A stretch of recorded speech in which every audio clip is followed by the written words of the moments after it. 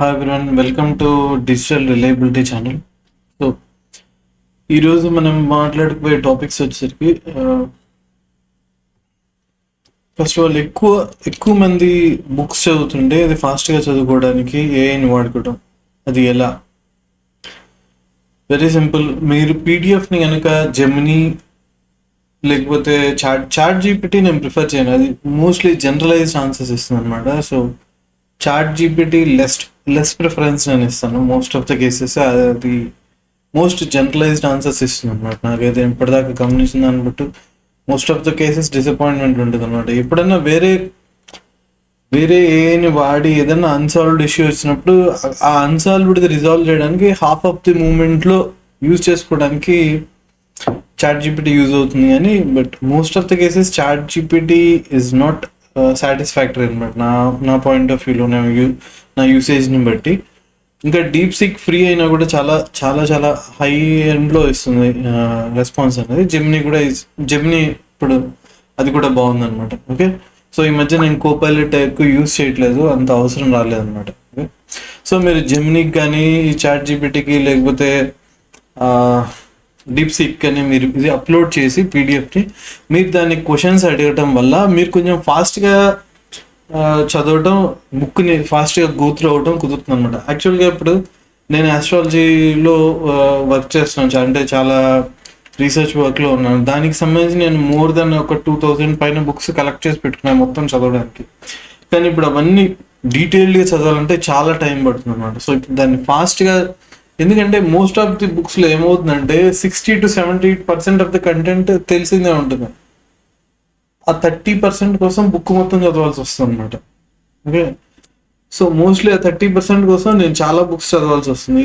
అందుకని చదివిన కంటెంట్లో కూడా ఏదన్నా ఒక కొత్త పాయింట్ ఉంటుందేమో చదవాల్సి వస్తుంది. సో దానికోసం కొంచెం ఫాస్టర్గా వెతుక్కుంటున్నాను అనమాట. ఓకే, సో ఇప్పుడు దాన్ని అప్లోడ్ చేసి దాన్ని క్వశ్చన్స్ అడగచ్చు. అండ్ దీంట్లో బెనిఫిట్ ఏంటంటే అది హిందీ, ఇంగ్లీష్ లేదా వేరే ఏ లాంగ్వేజ్లో ఉన్నా కూడా మనం దాన్ని క్వశ్చన్స్ అడిగి గోత్రూ అయ్యి ఆన్సర్ చేసుకో. అండ్ మనం దానికి ఎక్స్ప్లెనేషన్ కూడా అడిగామంటే అది ఇంకొంచెం డీటెయిల్డ్గా ఇస్తుంది. ఓకే, ఇది ఒక మెథడ్ అనమాట.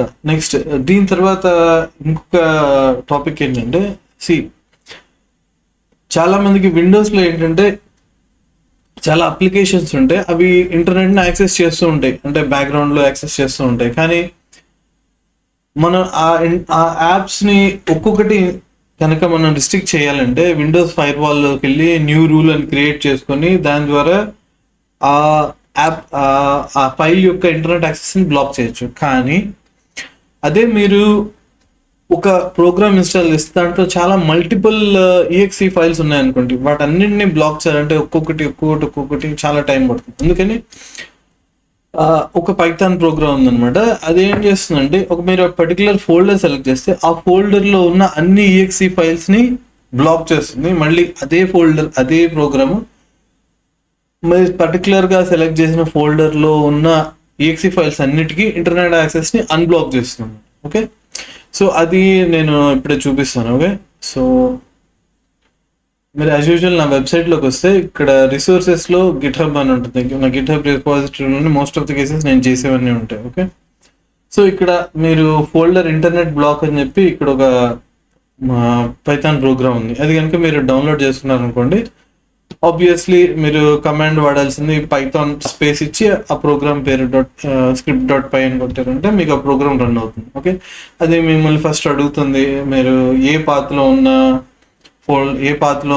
ఏ ఫోల్డర్లో పాత్లో మనం బ్లాక్ చేయాలని అడుగుతుంది. ఆ ఫోల్డర్ పాత్ అక్కడ పేస్ట్ చేసేసి బ్లాక్ ఆర్ అన్బ్లాక్ అనేది అడుగుతుంది. మీరు బ్లాక్ క్లిక్ చేసినట్టు బ్లాక్, అన్బ్లాక్ క్లిక్ చేస్తే అన్బ్లాక్ అయిపోతుంది. Okay, so that is one of the free resource I'm providing అనమాట. సో ఇదేంటంటే చాలా రకాలుగా యూజ్ అవుతుంది. మనం కొన్నిసార్లు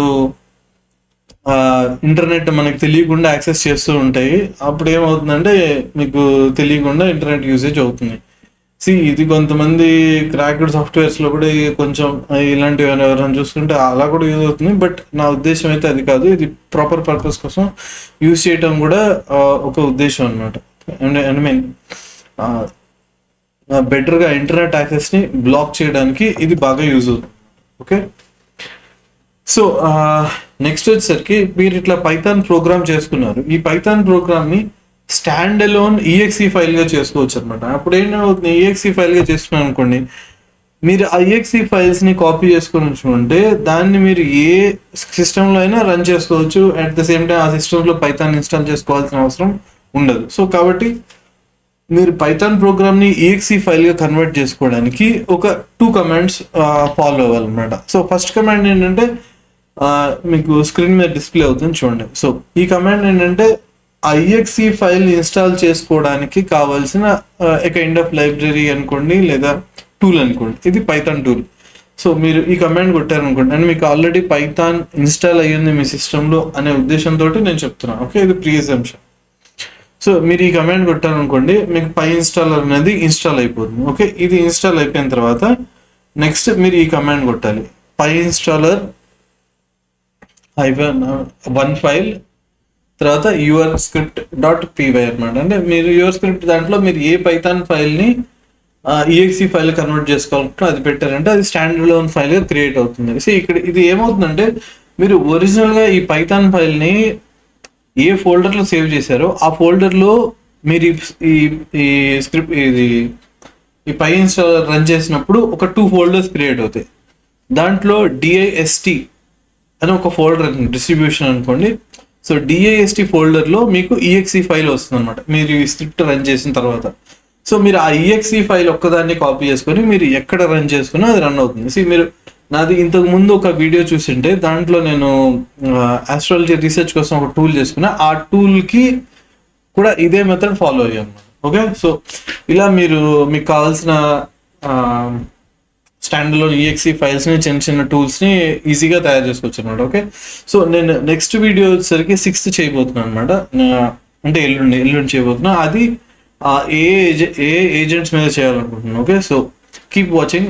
ఇక్కడ నుంచి దీంట్లో కూడా వస్తాయి అనమాట. ఇక్కడ నుంచి ఏంటంటే స్కెడ్యూల్ వేసుకున్నా. ఈ యాక్చువల్గా నేను ఈ రీసెర్చ్లో పట్టడం వల్ల ఏంటంటే నాకు ఈ డిజిటల్ రిలయబిలిటీలో రావడానికి గ్యాప్ అనేది దొరకల. I'm going through lot of information అనమాట. నేను ఇందాక మీకు చెప్పాను కదా.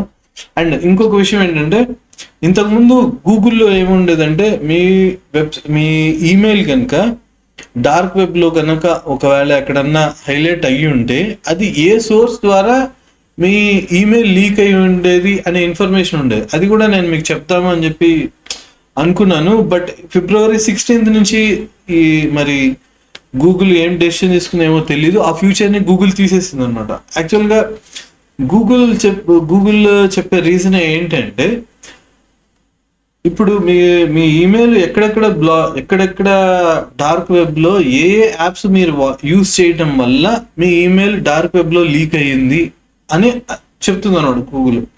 మీరు ఏ యాప్స్లో జీమెయిల్ వాడారో ఆ యాప్స్లో యాప్స్లో లీక్ అయిందో ఇన్ఫర్మేషన్ ఆ యాప్స్ డీటెయిల్స్ ఇస్తుంది అనమాట. గూగుల్ ఉద్దేశం ఏంటంటే మీరు ఆ డీటెయిల్స్ చూడగానే మీరు పాస్వర్డ్ చేంజ్ చేసుకుంటారు అనేది గూగుల్ యొక్క ఉద్దేశం అనమాట. కానీ ఎవరు పాస్వర్డ్లు చేంజ్ చేసుకోవట్లేదు అనే కారణంతో గూగుల్ ఏం చేసిందంటే అసలు ఆ ఫ్యూచర్ని తీసేసింది. బికాస్ ఎవరు సరిగ్గా యూజ్ చేసుకోవట్లేదు. February 16th వరకు ఉంది. మొన్న February 16th వరకు ఉందన్నమాట. నేను ఓకే మీకు దాని గురించి కూడా ఇన్ఫార్మ్ చేద్దాం, మీకు యూజ్ అవుతుంది అని చెప్పి నేను అనుకున్నాను. బట్ ఈ లోపు February 16th నుంచి మరి ఆ ఫ్యూచర్ డిస్కంటిన్యూ చేస్తారు. ఎవరు సరిగ్గా యూజ్ చేయట్లేదు. ఓకే, సో ఇలా ఇంకా కంటిన్యూ చేస్తాను అనమాట. ఇలాగే మధ్యలో ఇంకా చాలా ఉన్నాయి నేను మీకు చెప్పాలనుకొని ఓకే నోట్ చేసి పక్కన పెట్టుకున్నాను అనమాట. సరే నెక్స్ట్ వీడియో చేసినప్పుడు దీంట్లో చెప్దాము అని. సో అలా నోట్ చేసుకొని పక్కన పెట్టుకొని వాటిలో ఈ డార్క్ వెబ్లో మన ఈమెయిల్ లీక్ అయిందా లేదా చూసుకోవడానికి ఉన్న జీమెయిల్ ఫ్యూచర్ కూడా ఉందన్నమాట. సో నేను మొన్న ఈ వీడియో చేసే ముందు ఒకసారి ఈ వీడియోలో చెప్తాం అనుకునేసరికి ఆ ఫ్యూచర్ మొన్న February 16th తీసేశారు, జీమెయిల్ తీసేశారు.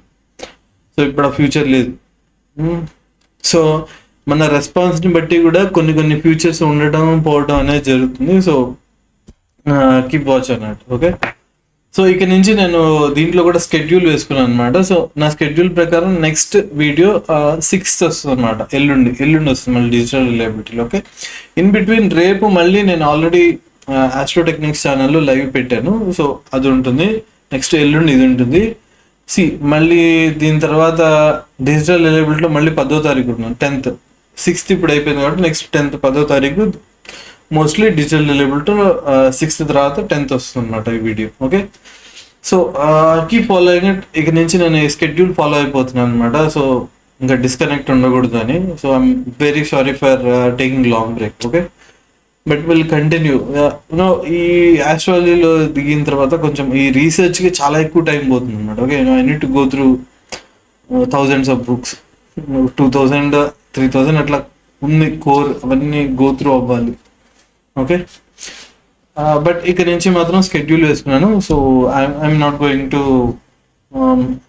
మిస్ ఇట్ అన్నమాట. Okay, thanks for your time. Please like, share and subscribe. Bye by.